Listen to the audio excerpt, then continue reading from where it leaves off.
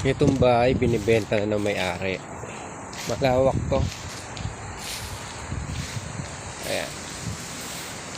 Medyo maganda panahon ngayon dito sa tanghali. Mahangin. Medyo malamig na naman. Pero kahapon sobrang init eh. Ito malapit lang tayo sa mga store dito. Dollarama, Giant Tiger.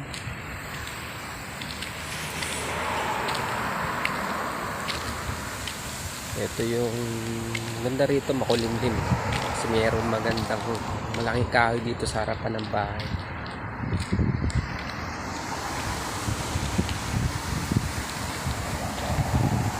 Ito yung harapan ng bahay.